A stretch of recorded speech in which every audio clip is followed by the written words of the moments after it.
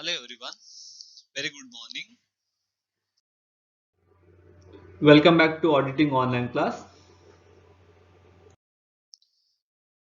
In today's session, I'm going to explain the process of internal check. As in the previous session, we learned the meaning of internal check, the meaning of internal control, and today we are going to learn regarding internal audit.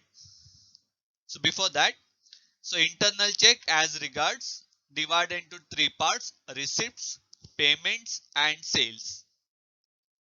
So relation to receipt of cash. So first one, receipt of cash must be handled by a separate clerk known as cashier. Bank reconciliation statement should be prepared by the cashier to reconcile bank and cash balance. If you have prepared the bank reconciliation statement where we have to compute the balances of passbook and cash book, and passbook balance should match with the cash book balance. This is the work will be given to the cashier.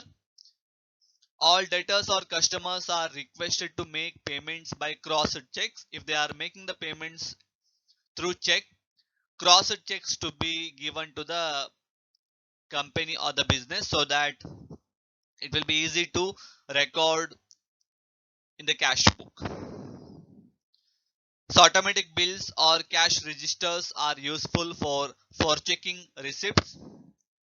If they are following the software oriented billing, then it will be very easy to cross check the receipts issued. The counterfoils of all the receipts issued should be properly maintained. If you have gone to the bank for depositing the cash and you have to fill the form to deposit the cash, so there will be two types of form: one for depositing cash, one for withdrawing the cash. So in depositing the cash, you will have two parts. Part 1 will have the counterfoil, part 2 will be taken by the banker. Okay, so after depositing the cash, he will make the seal and he will give the counterfoil in return. So that will be considered as counterfoil. So counterfoil of all the receipts. If it is a receipt book should have receipts along with the counterfoil, means for which or for whom the receipts were issued.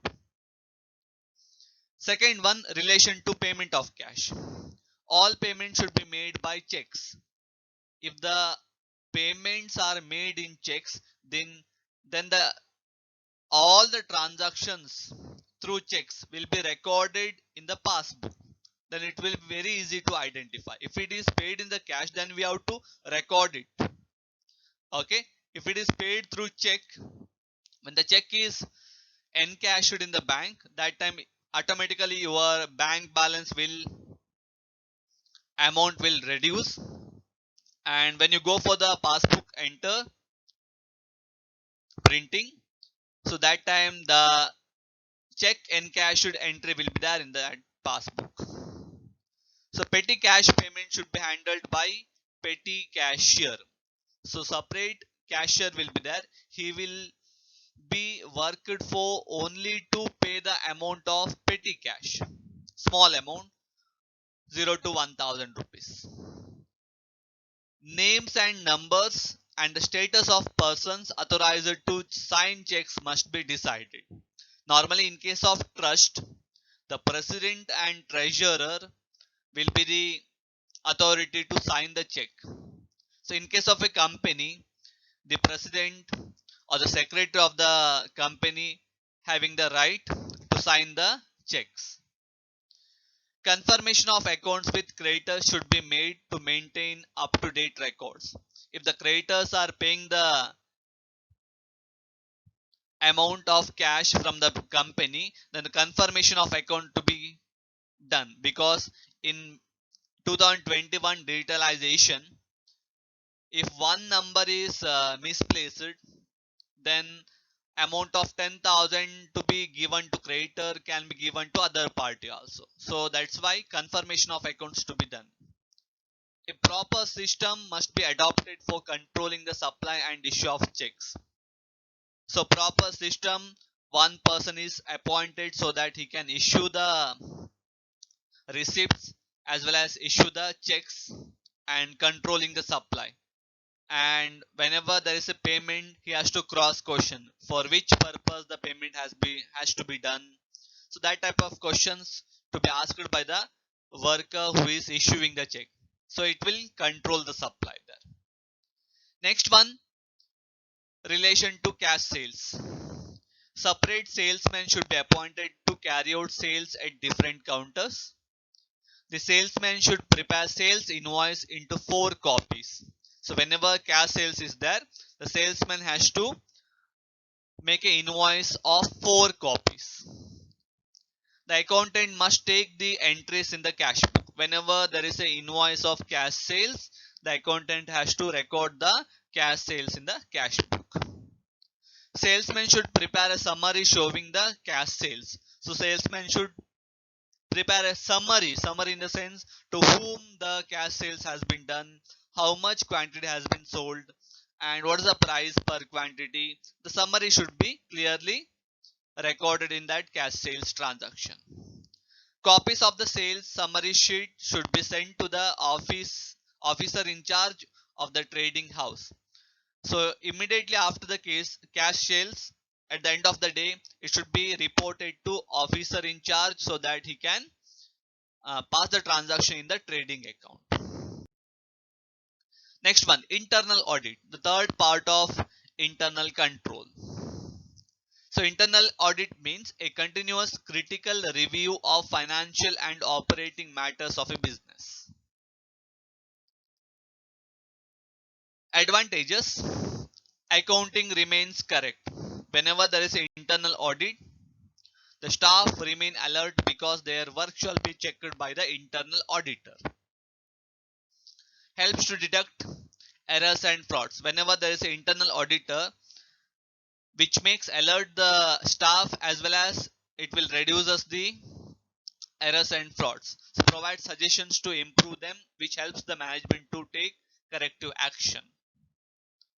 Detects the misuse of resources, which helps to reduce unnecessary expenses. Scarcity of resources can be avoided and optimum utilization of resources can be done. Checks the efficiency of staff. Whenever there is an internal audit, which helps to increase the efficiency of them because it will alert the staff whichever responsibilities to be done correctly, which are the responsibilities to be handled by other parties. That time of efficiency will be there. Makes work easier. Checks the books of accounts, detect the errors and frauds, and helps in the correction, which makes the act of final auditor easier. Whenever there is an internal audit, the final auditor comes to check the books of account. It will be very easy to prepare the final report of audit. And the last one, increases the morale of honest staff. Whenever there is an internal audit, it will identify the frauds and errors committed by the staff. So that will give the weightage to the honest staff who is doing the work honestly. So it is because evaluation of performance of any staff will be made at any time. And disadvantages or limitations are occurrence of frauds. Internal audit are not fool proof in the sense that it cannot eliminate or catch all the frauds. So as I told, men make mistakes, machines cannot. So there will be frauds, there will be errors, but internal audit will reduce the chances of frauds and errors, but it will not eliminate completely. It will not, errors will not be zero there. Okay, occurrence of frauds will be there. Dishonesty of auditors. As auditors are outsiders, they do the work for money rather than for betterment of the company. So as internal auditor will work as a worker of the organization, but external auditor will work as a third party. He will work only for his remuneration. Only for internal use. Internal audit reports are not accepted by shareholders and therefore it is for only management use, and the company has to conduct external audit compulsorily. Next, difference between internal check and internal control. On the basis of scope, internal check, it has narrow scope. Internal control, it comprises of overall system of control. Based on the objectives, internal check prevents occurrence of errors and frauds. Internal control ensures compliance of the various policies and procedures. Regarding the flexibility, internal check is less flexible and internal control, it is reviewed occasionally. Next one, difference between internal check and internal audit. Based on the meaning, internal check, arrangement of the accounting work. Internal audit, it is a review of the operations. Based on the objective, internal check, to minimize the occurrence of errors and frauds. Internal audit, it is easy to detection of errors and frauds. Nature, work is conducted on continuous basis. So it is post-mortem of work already which is done.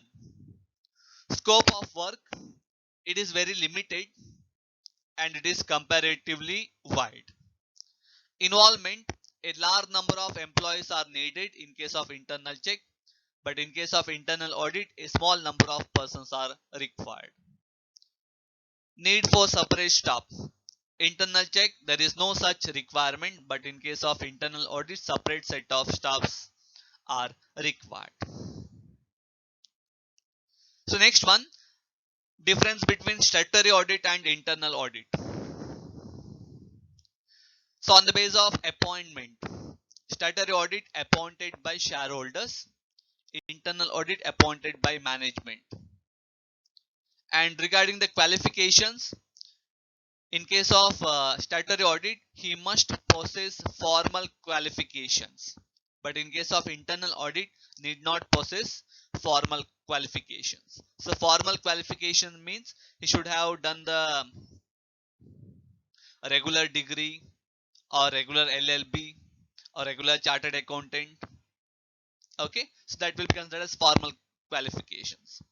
Objective, to detect errors and frauds. Internal audit, it is for early detection of errors and frauds.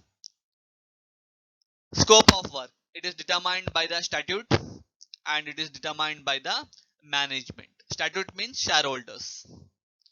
Conduct of audit, the nature of audit is final or periodic when it is statutory audit. In case of internal audit, it is continuous in nature.